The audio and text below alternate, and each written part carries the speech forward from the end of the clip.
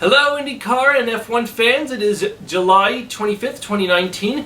Sorry for the big delay between races, I've just been held up. It's been a very busy summer for me. Now I can go on with the latest Indy, F1 and even Formula E news. Starting with the F1 and IndyCar races that was on July 14th, starting with the Silverstone Grand Prix in Joliot-Britain. I hate to say it, but if you're an anti-Mercedes fan, unfortunately they steamrolled the race, finishing 1-2, with local boy Lewis Hamilton taking his 6th British Grand Prix win, the winningest driver in British Grand Prix history. Bravo, Governor! We'll see if you will win the championship this year. Might as well assume that you have. Because we know, Lewis, with you driving the right team, you don't Hamilton up anything.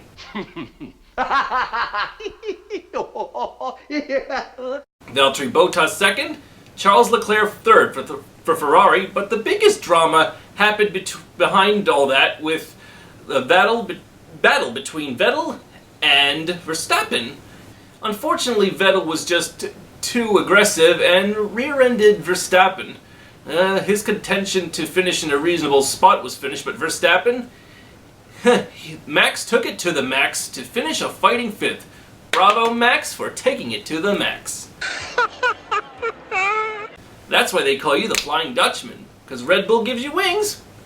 In the IndyCar world, in Toronto, well, his first win since the Indianapolis 500, perfectly fitting for Bastille Day.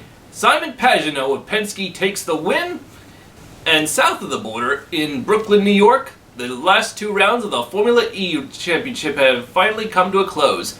The first of 2 races, won by Sebastian Buemi of Nissan, with Mitch Evans in the Jaguar finishing second. Another second place finish for Jaguar. Gotta appreciate that.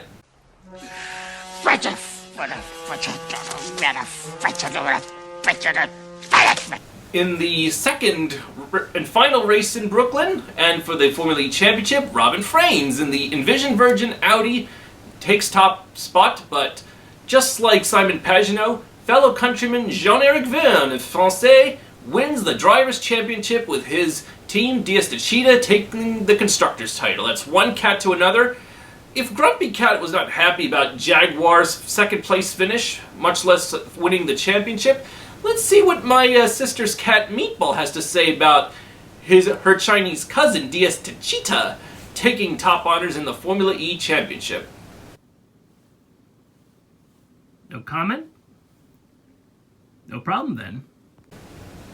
I'm sure she's happy to hear about it, she just doesn't know how to put it into words. All the while she's thinking, as she watches her cousin's race, they say, "Check me out."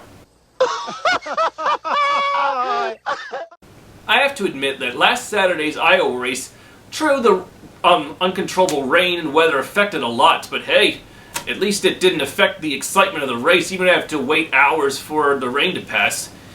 Don't worry, I just dried up myself, actually. With Joseph Newgarden of Penske taking top honors for Penske, with Hitachi being a sponsor, well, he's got the manufacturing brains with Penske combination to come out on top and extend his points lead over Alexander Rossi, with Scott Dixon finishing second and James Hinchcliffe finishing third. Where's Marcus? Oh, right, I forgot about Marcus Ericsson. My bad, I forgot about that running gag. In Toronto, unfortunately, Marcus Ericsson got into a first lap melee with Graham Rahal and Will Power, among others.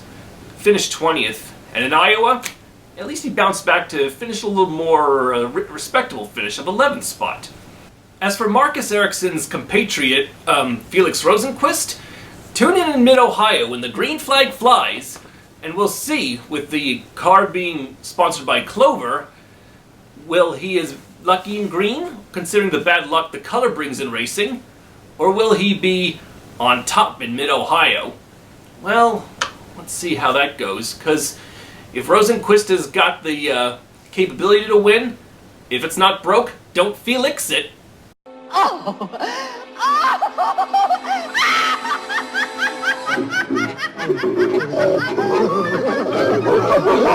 Well, once again, with Penske winning in Canada and Iowa. For us fans who are against Penske, we got creamed again.